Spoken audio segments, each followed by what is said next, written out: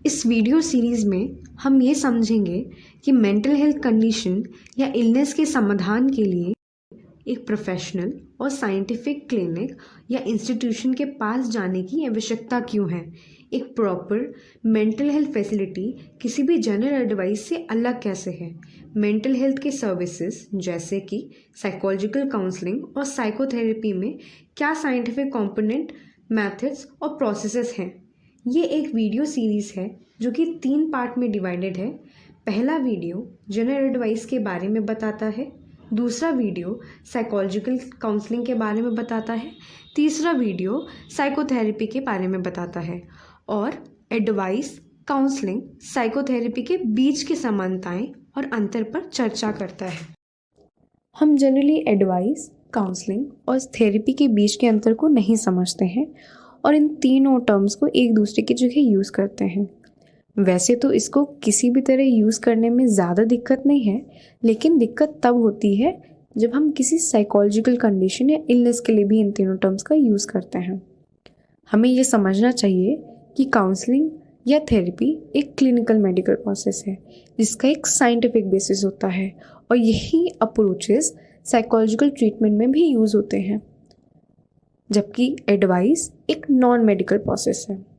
तो क्वेश्चन ये उठता है कि एडवाइस है क्या।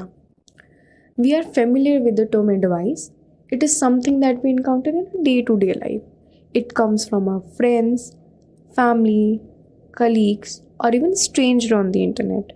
एडवाइस यानी जो हम सभी लोग समझते हैं सुझाव से या किसी को टिप्पणी देने को। जब कोई एडवाइस देता है वो अपने अनुभव और दृष्टिकोण के आधार पर सुझाव देते हैं, लेकिन इसमें दूसरे व्यक्ति का कोई पर्सपेक्टिव नहीं होता है, इसलिए ये ओपिनियन हमेशा बायस्ड होते हैं। हर किसी की लाइफ अलग होती है और उसकी सिचुएशन भी। तो एक तरफ से एडवाइस हेल्पफुल तो हो सकती है, लेकिन दूसरी तरफ से वो इंडिविजुअल के स्पेसिफिक कॉन्टेक्स्ट को नहीं समझ सकती। हालांकि लीगल या फाइनेंशियल एडवाइस का एक अपना नॉलेज बेस होता है और उन क्षेत्रों में एडवाइस सिर्फ जनरलाइज नहीं होती है।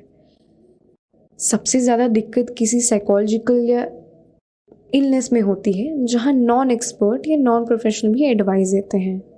जनरली एडवाइस लेने और देने वाले ये समझते हैं कि एडवाइस से साइकोलॉजिकल कंडीशन या इलनेस में सुधार हो जाएगा, पर हमें ये समझना चाहिए कि एडवाइस का कोई साइंटिफिक बेसिस नहीं होता है इन क्लिनिकल मेडिकल टर्म, और किसी क्लिनिकल मेडिकल कंडीशन में सुधार करने के लिए एक क्लिनिकल मेडिकल प्रोसेस की आवश्यकता होती है। बट क्या एडवाइस कभी हेल्पफुल नहीं होता?